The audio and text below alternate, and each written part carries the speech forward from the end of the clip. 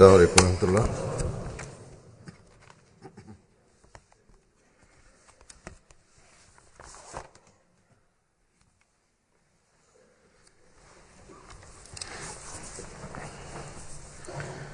أشهد أن لا إله إلا الله وحده لا شريك له وأشهد أن محمدا عبده ورسوله أما بعد فأعوذ بالله من الشيطان الرجيم بسم الله الرحمن الرحيم الحمد لله رب العالمين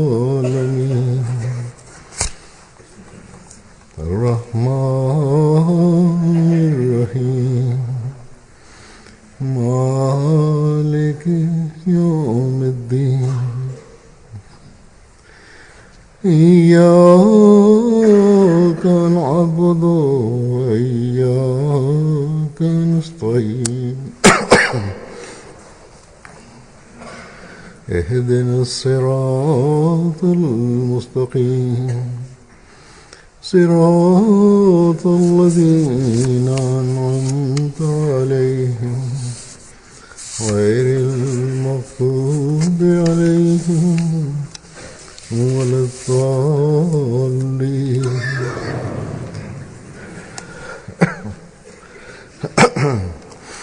Dunyoning bugungi kundagi vaziyatidan barcha xabardor. Hamma joyda fitna fasod ro'y bermoqda. Men oldin ham ko'p marta aytib o'tganimdek, islomga qarshi kuchlar bu muammolarning sababchisi musulmonlar ekanini aytishadi. To'g'ri, ba'zi musulmon guruh va harakatlar musulmon mamlakatlarda ham, g'ayri musulmon mamlakatlarda ham zulm va vahshiylik qilmoqdalar.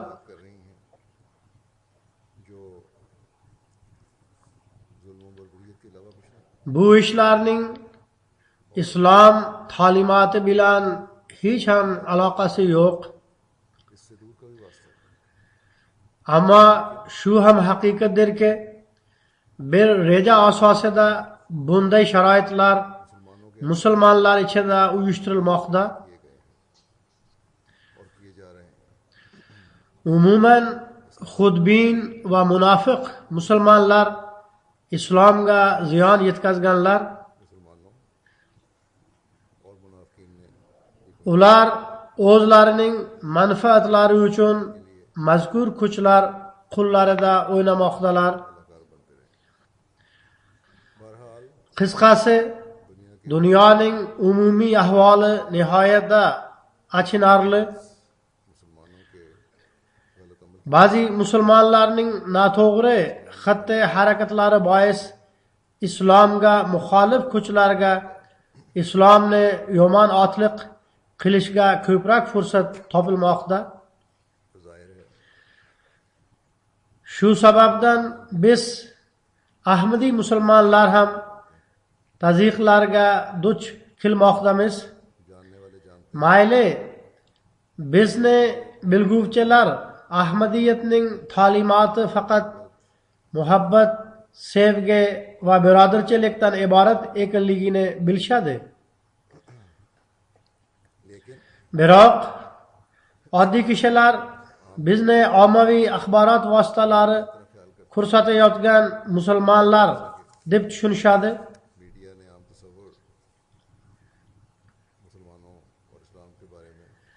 Ba'zi mamlakatlardagi millatcha tashkilot va guruhlar hech bir gapni eshitishni xohlamaydilar. Ular faqat salbiy o'y fikrni yuritib, shunga yarasha amal qilmoqdalar. Bunday qarshilik Germaniyaning sharqiy qismida ham, yaqinda saylov bo'lib o'tadigan Gollandiyada ham ko'rsatilmoqda. Shuningdek, Yevropaning ba'zi davlatlarida ham o'ngchilar kuchaymoqda va Amerikadagi vaziyat esa sizlarga ayon. Ahmadiy musulmonlar esa nafaqat musulmon bo'lganligi uchun, balki musulmon mamlakatlarda Ahmadiy sifatida ham ta'qiblarga uchrashmoqda. Bunga sabab faqat shuki, biz Alloh taolaning va'dasiga muvofiq kelgan kishiga iymon keltirdik. Pokistonda esa zolimona qonun sababli mullalar erkin. Mullalardan qo'rqib mahkamalar ham adolatsizlikka majbur. Biroq endi Aljazoirda ham mahkamalar shunday tusga kirgan. U yerda nomigagina mullalardan qo'rqib Ahmadiylarga yolg'on tuhmatlar qo'yib, ularni qamoqqa olmoqdalar. Hozir ham u yerda 16 Ahmadiyya sababli qamoq jazosini kechirmoqda. Demak, shunday ahvolda bir Ahmadiy nima qilishi kerak? Bizda dunyoviy hukumat, mol davlat va neftning puli ham yo'q. Ammo dunyodagi har bir Ahmadiy bir narsaga ko'proq diqqat qilishi kerak. U ham bo'lsa ibodat, sadaqa va istig'for orqali Alloh taolaning yaqinligini hosil qilishdir. Ana shu narsalar Alloh taola rahmini jo'shqinlantiradi va inson Alloh taolaning panohiga keladi. Ibodatlar, ayniqsa namozlarni ado qilishga men o'tgan xutbalarimda e'tiborlaringizni tortgan edim.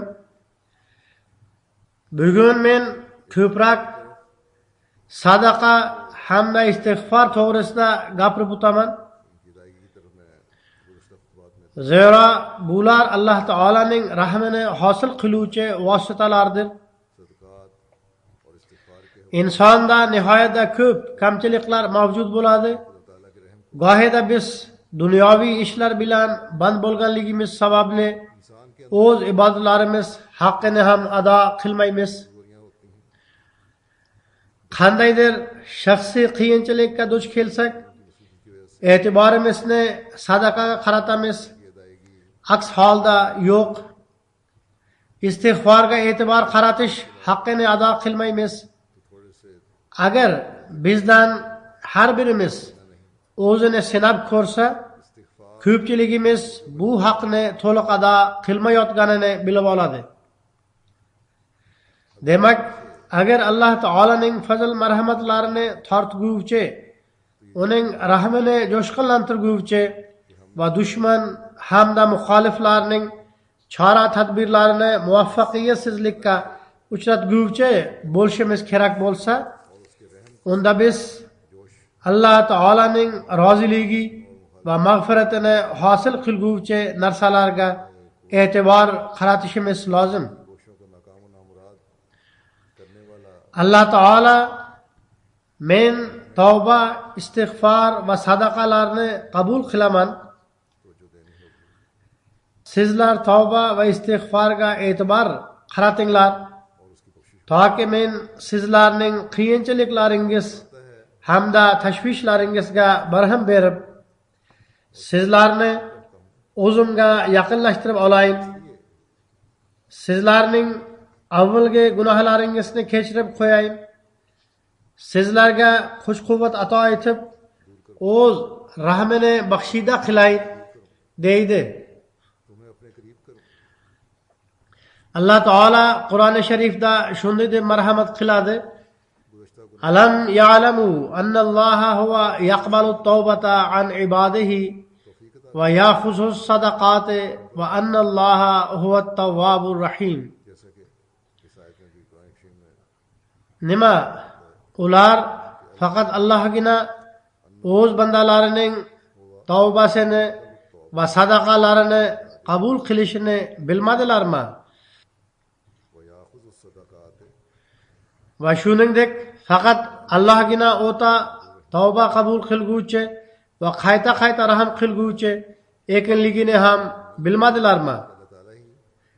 Sadaqa va duoning ahamiyati hamda o'zaro aloqasi haqida Hazrat Masih Maud alayhissalom bir joyda shunday deydilar: Sadaqa degan so'z sidqdan olingan. Biror kishi sadaqa berganda ma'lum bo'ladiki, uning Alloh taolo bilan sidq aloqasi bor, ya'ni haqqoniylik aloqasi bor. U zot alayhissalom yana shunday deydilar: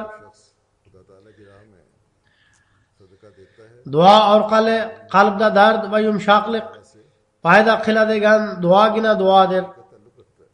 Duoda bir qurbonlik bordir. Sadaqa va duo bu ikkalasi muyassar bo'lsa, kuchli davodir. Ya'ni bu ikkala narsa muvaffaqiyatli muolajadir. Demak, istig'for ham bir duodir. Inson o'z gunohlari va kamchiliklarini oldiga qo'yib duo qilganida yumshoqlik va jo'shqinlik paydo bo'ladi va paydo bo'lishi ham kerak. Qalbda dard paydo bo'lishi kerak. Faqat og'izdan astag'firulloh deb aytish va e'tiborning Alloh taoladan boshqa joyda bo'lishi bilan maqsad amalga oshmaydi. Demak, Alloh taolo duolarni eshitadi. Tashvishlar paytida Alloh taolaning rahmini tortishga harakat qilganda bandaga Alloh taolo payg'ambar sallallohu alayhi va sallam orqali shunday deb xabar bergan. Alloh taolo dedi: bandalarimga aytib qo'y, agar bandam men tomon bir qadam tashlasa, men u tomon ikki qadam tashlayman. Agar bandam men tarafga shoshilib kelsa, men u tomon yugurib boraman. Demak, Alloh taolaning rahmi cheksiz. Nabiy sallallohu alayhi va sallam shunday deydilar: Alloh taolo hayoli karim zotdir.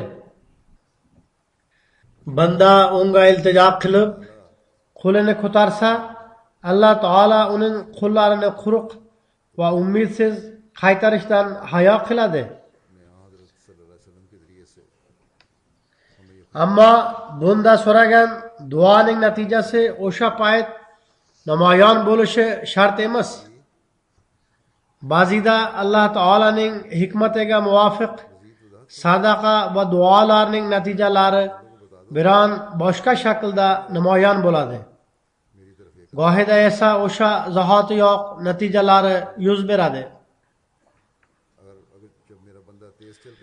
Demak, Alloh taolaning men duolarni eshitaman, istig'for va sadaqalarni qabul qilaman deb marhamat qilganiga komil iymon keltirish kerak. Ya'ni inson o'z gunohlari uchun kechirim so'rayotganda va kelajakda gunoh va kamchiliklardan saqlanishga ahd qilayotib, to'liq harakat qilayotganda uni qabul qilib, har qanday tashvishlar va qiyinchiliklardan xalos etadi. Alloh taolo bizning qalblarimiz ahvolini bilishini doimo esda tutish lozim. Shuning uchun riyokorlik bilan qilingan amallar uning huzurida qabul bo'lmaydi. Samimiy holatda bo'lib amal qilinsa, payg'ambar sallallohu alayhi va sallam marhamat qilganlaridek Allah Taala uni ajrsiz qoldirmaydi. बस ये कामिल ईमान हो Allah Taala o'z bandalariga o'ta mehribondir.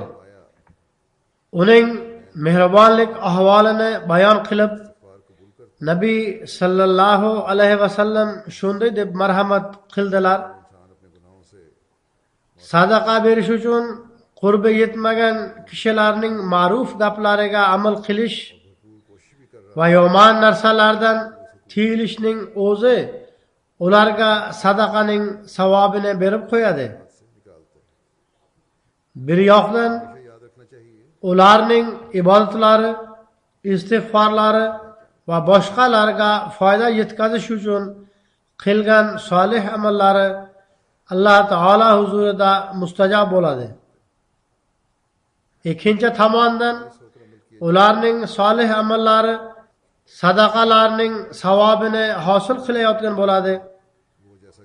Bir badavlat kishi sadaqalar berib savob olayotgan bo'lsa, bir kambag'al kishi agar u boshqa ahkomlarga ham amal qilayotgan bo'lsa, o'zining yaxshi niyati sababli savob olayotgan bo'ladi.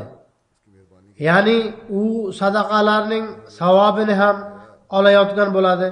जो लोग इतनी कशाइश न रखते हैं Demak, shunday sevguvchi Alloh taolaga qanday qilib shukronalar keltirishimiz kerak? U bizga o'z kamchiliklarimizdan saqlanish uchun faqat yo'l yo'riqlarni o'rgatmay, men sizlar kamchilik va gunohlardan saqlanish uchun qiladigan amallaringizni qabul qilib, sizlarni qiyinchiliklar va mushkulotlardan najot etaman deb marhamat qiladi.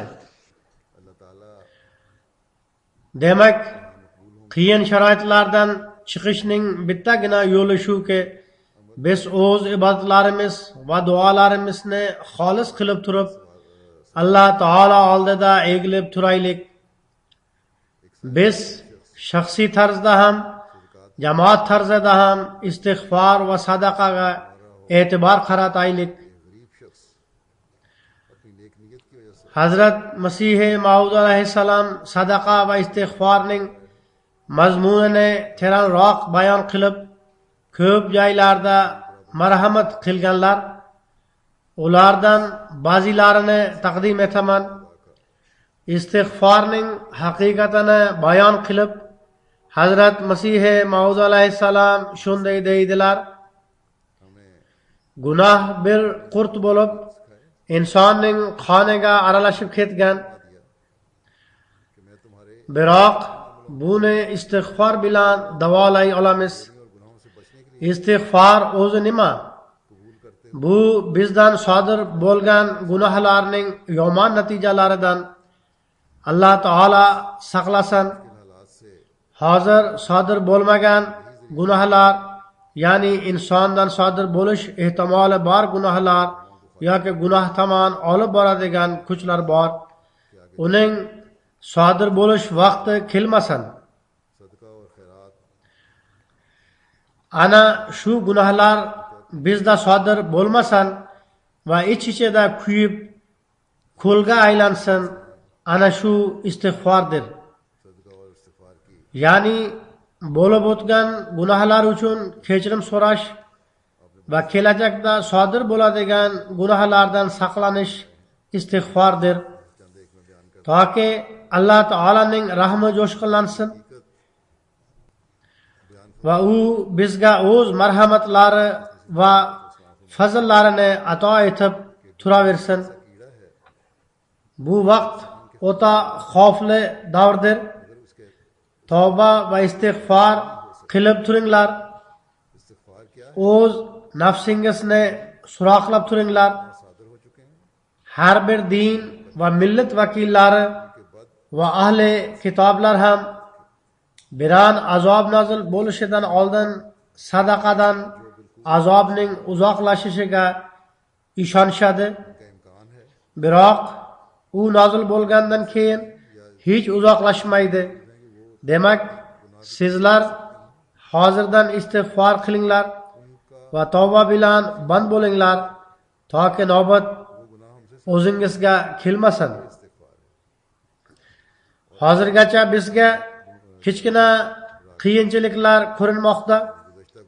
Biroq dunyo qaysi tomonga ketayotgan bo'lsa, inson esa jilofsiz bo'layotgan bo'lsa, bular qanday qilib Alloh taolaning noroziligiga sababchi bo'layotgan bo'lsalar, inson o'z qo'li bilan yaratgan halokat tomon bormoqda. Bu dunyo Alloh taolaning noroziligini alangalatmoqda. Demak, shunday sharoitlarda biz Hazrat Masih Maud alayhissalomga iymon keltirganlarning ishi shuki, biz o'zimizni yomon natijalardan saqlash uchun tavba va istig'forga ko'proq e'tibor qaratib, dunyo uchun ham umuman Alloh taolo ularga aql bersin deb duo qilaylik. Hazrat Masih Maud alayhissalom istig'forning haqiqatini bayon qilib deydilar: bilish kerakki, Qur'oni Karim Alloh taolaning ikkita nomini Al-Hayy va Al-Qayyumni taqdim etgan. Al-Hayy so'zi o'zi barhayot va boshqalarga ham hayot ato etguvchi degan ma'noni bildiradi. Al-Qayyum degani o'zi qoyim va boshqalarning qoyim bo'lishiga haqiqiy sababchisi. Har bir narsaning zohiriy va botiniy qiyom va hayot ana shu ikki sifat tufaylidir. Demak, hay degan so'z unga ibodat qilishini talab qiladi. Buning ko'rinishi Fotiha surasida Iyyaka na'bududir. Al-Qayyum so'zi undan himoya talab qilishini ifoda etadi. Bu mazmun Iyyaka nasta'in degan so'zlar bilan ado etilgan. Hay so'zi shuning uchun ibodatni talab qiladi. Zero u yaratgan va yaratib qarobsiz qoldirgan emas. Masalan, usta binoni qurgach vafot etsa ham binoga hech qanday zarar yo'q. Biroq insonga har holda Alloh taoladan kuch-quvvat so'rab turish lozimdir. Ana shu istig'fordir. Ya'ni Alloh taoladan gunohlardan saqlanishi hamda ibodatlar uchun quvvat so'rab turishingiz istig'fordir. Istig'forning haqiqiy mohiyati shuki, keyinchalik bu gunoh qilgan kishilar uchun kengaytirilgan, toki ular uning yomon natijalaridan saqlansinlar. Biroq maqsad shuki, u insoniy kamchiliklardan saqlansin. Demak, kimda kim inson bo'lib turib istig'forga ehtiyoj yo'q deb tushunsa, u beadab dahridir. Alloh taolaning yaqinligini hosil qilish va tavba hamda istig'forning ahamiyatini bayon qilib, Hazrat Masih Maud alayhissalom deydilar: inson o'ta buyuk ish uchun yuborilgan. Buning tafsilotini bayon qilib, u alayhissalom dedilar: inson uchun buyuk ish shuki, inson o'z holatlarida o'zgarishni paydo qilsin va Alloh taolo bilan sulhni tuzsin, uni norozi qilmasin va o'zining qaysi maqsad uchun dunyoga kelganini bilsin. Ya'ni inson o'zining qaysi maqsad uchun bu dunyoga yuborilganini bilishi kerak. Bu maqsadni Alloh taolo ham bayon qilgan. Ya'ni Alloh taolaga ibodat qilib, uning yaqinligiga erishish. Qisqasi, u alayhissalom deydilar: inson bir buyuk ish uchun yuborilgan, biroq vaqti kelib u ishini amalga oshirmaganida Alloh taolo uni yo'q qilib yuboradi. Xizmatchiga qaranglar, u yaxshi ishlamaganida xo'jayini uni ishdan bo'shatib qo'yadi. Unda nega Alloh taolo o'z farzini ado qilmaydigan kishini qoyim tutsin? U alayhissalom misol keltirib dedilar: bizning marhum Mirzo sohibimiz, ya'ni huzuri alayhissalomning otalari 50 yilgacha muolaja qilib turdilar. Uning so'zi bo'yicha ularga hech aniq retsept topilmadi. Haqiqat shuki, inson ichiga boradigan har bir zarra Alloh taolaning iznisiz foydali bo'la olmaydi. Tavba va istig'for ko'proq qilish kerak, toki Alloh taola o'z fazl marhamatini ato etsin. Alloh taolaning fazl marhamati bo'lganda duo ham qabul bo'ladi. Alloh taola men duoni qabul qilaman, sizlar mening buyruqlarimga bo'ysuninglar dedi. Hazrat Masih Maud alayhissalom deydilar, shuning uchun men izn bo'lmaguncha duoning mustajob bo'lishiga kamroq umid qilaman. Kishi nihoyatda zaif va kuchsizdir. Demak, Alloh taolaning fazl marhamatini ko'zlash kerak. Alloh taolaning fazl marhamatini ko'zlash uchun nazar Alloh taolada bo'lishi kerak. U bilan bog'lanib turish kerak. Tavba va istig'for qilish kerak. Alloh taola va uning bandalarining haq huquqlarini ado qilish kerak. Yana u alayhissalom yig'lash va sadaqa berish, jazolash hukmini yo'qqa chiqarish to'g'risida bayon qilib deydilar. Duo muvaffaqiyat uchun juda katta qalqondir. Yunus qavmi yolvorish va duo sababli sodir bo'ladigan azobdan saqlanib qoldi. Men fikrimcha, muhotabat g'azablanishga aytiladi. Ya'ni o'zaro g'azablanish va baliqni hud deb aytishadi. Hamda nun esa shoshilishga ham aytiladi va baliqqa ham. Demak, Hazrat Yunusning o'sha holati g'azab holati edi. Darhaqiqat azobning kelmasligidan ularda shik va shikoyat paydo bo'ldi. Ular bashorat va duo zoya bo'ldi va men gapim tan olinmadi deb o'yladilar. Demak, ana shu holati g'azab holati edi. Bunda bitta saboq shuki, Alloh taola taqdirini ham o'zgartirib qo'yadi. Yolvorish va sadaqa qilish, jazolash qarorini ham yo'qqa chiqarib qo'yadi. Sadaqaning usuli bundan kelib chiqqan. Bu narsalar Alloh taolani rozi qiladi. Tushlar ta'biri ilmida mol mulk jigar hisoblanadi. Shuning uchun sadaqa qilish jon berish demakdir. Inson sadaqa qilganda ko'p sidq va sobit qadamlik ko'rsatadi. Haqiqat shuki, biror narsani amal orqali ko'rsatmaguncha faqat quruq so'zlar bilan hech narsa bo'lmaydi. Sadaqa sodiq kishilarni belgilab qo'yishi sabab sadaqa deb aytiladi. Durre Mansurda Hazrat Yunus to'g'risidagi bobda shunday deb yozilgan. Hazrat Yunus dedi, sen oldinga birov kelganida rahming kelishini oldindan bilar edim. Ya'ni Alloh taolaning rahmi keladi. Ba'zi kishilar tashqaridan keldilar. Juma namozidan keyin ular bayt qildilar. Buning tafsilotini Al-Badr gazetasi chop etib yozadiki, Hazrat Masih Maud alayhissalom ularning namoz va ro'zaga rioya qilishi va har qanday zulmdan saqlanishi haqida qisqacha nutq qilib dedilar.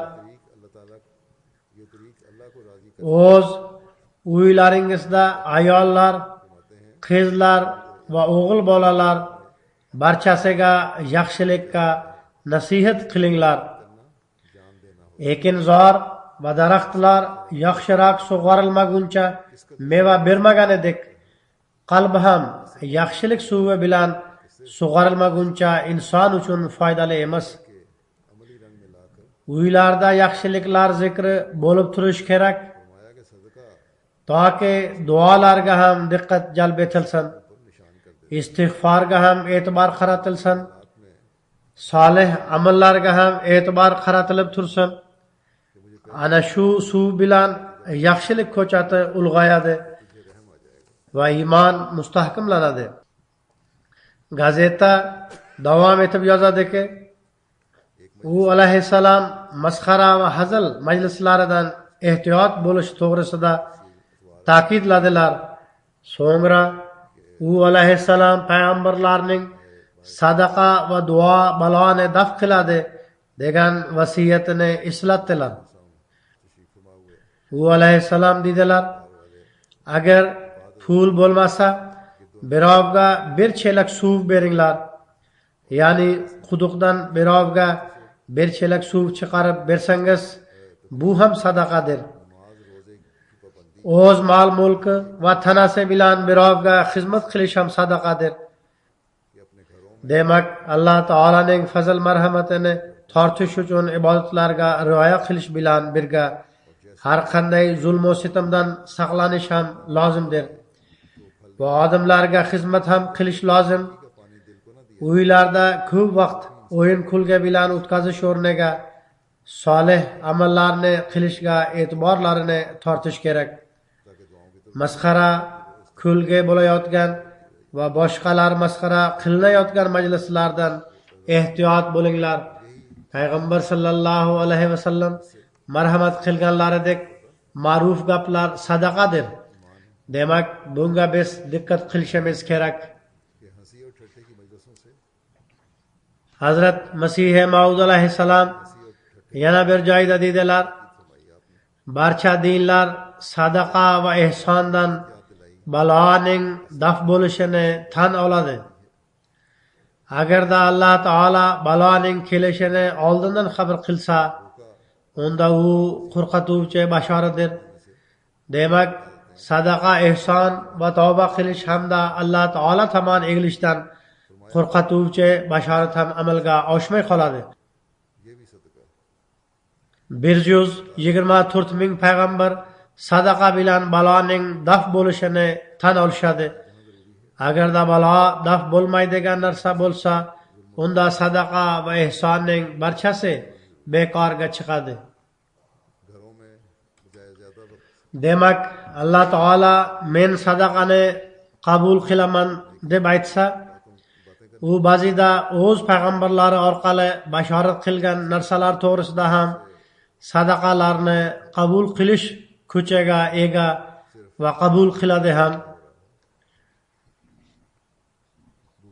Qo'rqituvchi bashorat ham yo'qqa chiqadi. Masalan, Yunusning qavmi to'g'risida shunday bashorat bor edi. Biroq uning qavmi yolvorish, duo va sadaqa orqali saqlandi va halokat bashorati amalga oshmay qoldi. Demak, agarda payg'ambarlarning bashoratlari sadaqa natijasida yuz bermay qolsa,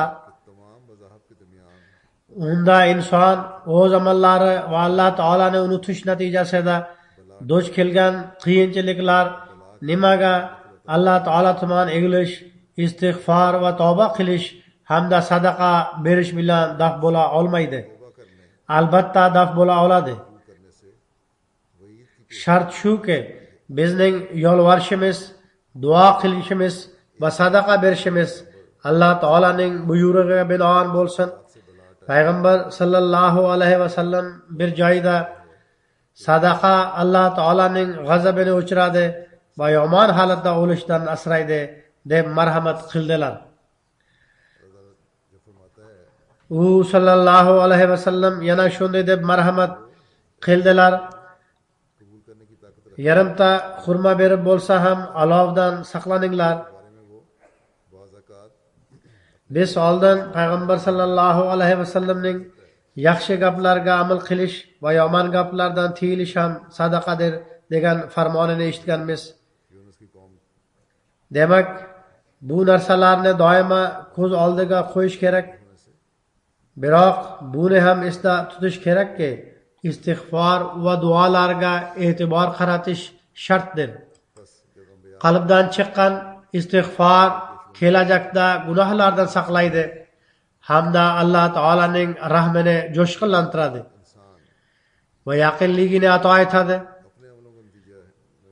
payg'ambar sallallohu alayhi vasallam bir o'rinda shunday deb marhamat qildilar: duo eshigi ochilgan kishiga rahmat eshiklari ham ochiladi. खुदा ताला की तरफ रजू करने से Yana u sallallohu alayhi vasallam shunday deb marhamat qildilar: गिन टल सकती हैं। alloh taoladan so'raladigan narsalardan unga eng yoqimlisi undan ofiyatni talab qilishdir. अल्लाह ताला के ya'ni alloh taoladan ofiyat talab qilib kishi uning panohiga kelsin. मौके पर फरमाया payg'ambar sallallohu alayhi vasallam duo qilib qolgan sinov muqobilasida ham va kelajak sinov muqobilasida ham naf keltiradi deb marhamat qildilar. हल्का देकर आग से बचो। u sallallohu alayhi vasallam dedilar: ey Allohning bandalari, duo qilishni o'zlaringizga farz qilib olinglar. हम आपका ये फरमान भी सुन चुके हैं। yana hazrat masihi maud alayhissalom dedilar: esda tutinglar, g'aflat gunohi hijolat gunohidan kattaroq bo'ladi. bu gunoh zaharli va o'ldiruvchi bo'ladi.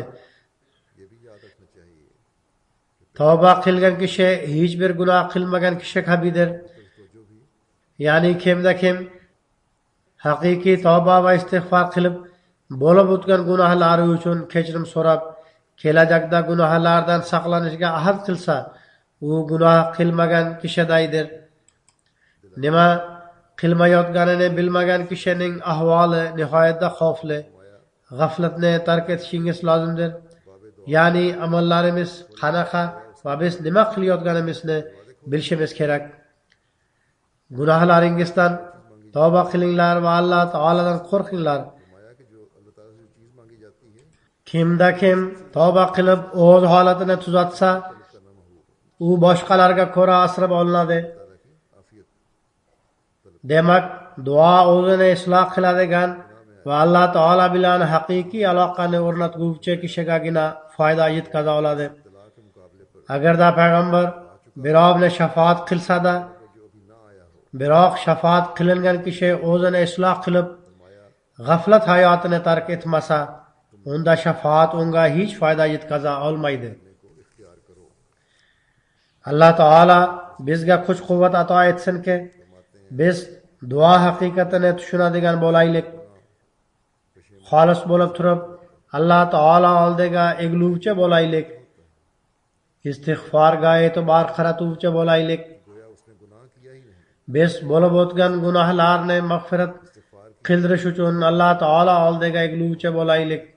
kelajakda gunohlardan saqlanish uchun qattiq harakat qilaylik. फरमाया कि जिसको मालूम ही नहीं balolarni daf qilish uchun alloh taolo dargohida mustajob bo'ladigan sadaqalar qilaylik. गफलत को छोड़ दो। alloh taolo doimo bizni o'z panohida olib tursin. कैसा है dushmanning har bir hujumidan bizni saqlab tursin. और खुदा ताला से डर ularning makr hiylalari o'zlariga qaytsin. लेगा biz doimo alloh taoladan qo'rqadigan kishilardan bo'laylik. पहुंचा सकती biz masihi maud va payg'ambar sallallohu alayhi vasallam duolariga merosxo'r bo'lib, ulardan ulush oladigan bo'laylik. के लिए अगर शफात करे लेकिन वो namozlardan keyin men Sada Bartovi xonimning g'oyibona janoza namozini o'qitaman. Shafat उसको u Mari Bartovi sohibning turmush o'rtog'i bo'lib, Damashqning Kush arab nohiyasida vafot etdi. खालिस होकर uyni isitish uchun ishlatiladigan gazning sizib chiqishi natijasida o't yonib yomon kuyib ketdi. u shifoxonaga olib borildi. muolajadan keyin yaxshi bo'lib qolgan edi. गुनाहों से बचने का अहद करके u kasalligida nihoyatda sabr matonatni ko'rsatdi. u Alloh taolaga hamdu sano va shukronalar keltirib turdi.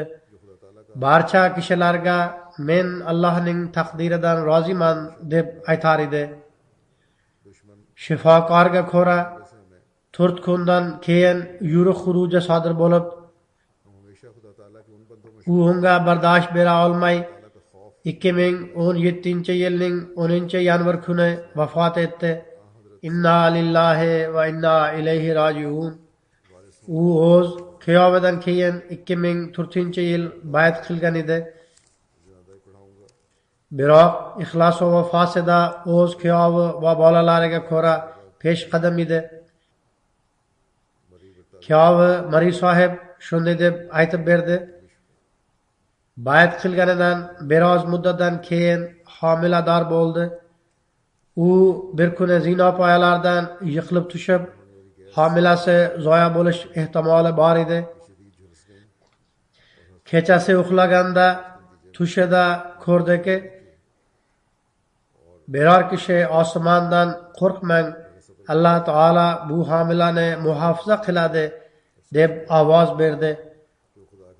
Shunda biz agarda o'g'il ko'rsak, nomini Ahmad qo'yamiz deb qaror chiqardik. Qisqasi shunday bo'ldi. Bola 6 yoshga kirganda xuddi shunday tush ko'rdi. Osmondan Alloh bu bolani saqlaydi deb ovoz keldi. Bundan keyin bir kuni u o'g'li bilan katta yo'l bo'ylab ketayotganida bolasi qo'lini tortib olib qochib katta yo'l o'rtasidan o'ta boshladi. Onasi boshini ushlab ko'zlarini yumib oldi. Ko'zlarini ochganida ko'rsa, bolasi eson katta yo'lning ikkinchi tomoniga yetib borgan edi. Shunda u o'z tushini esladi. Kuyovi deydi, u solih amallarda peshqadam edi.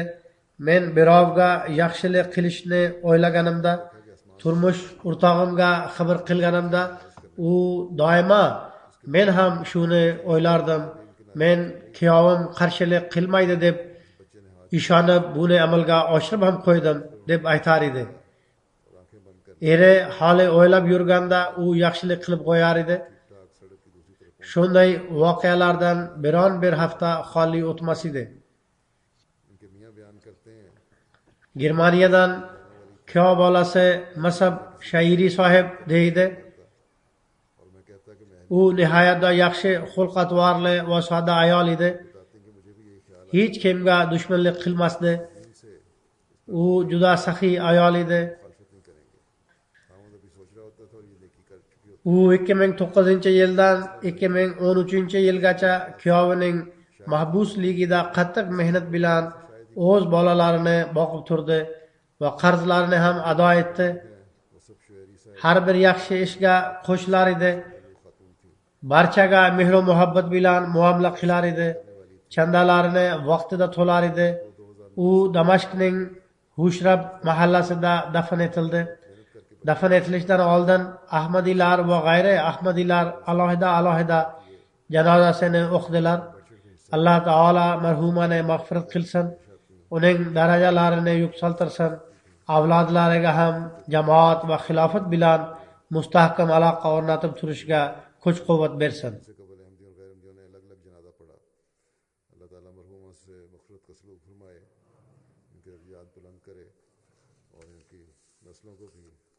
जमात और खिलाफत से पुख्ता ताल्लुक कायम रखने की तौफीक अता फरमाए।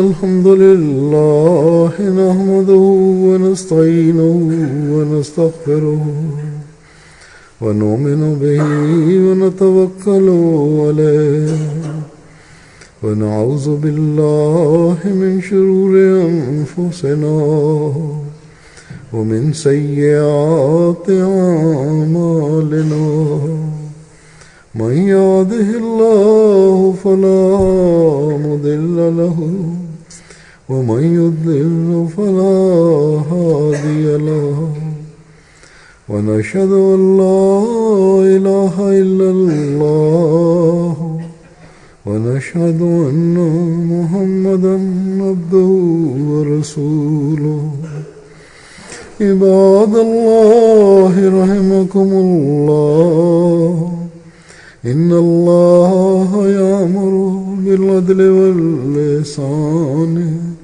وإيتاء ذي القربى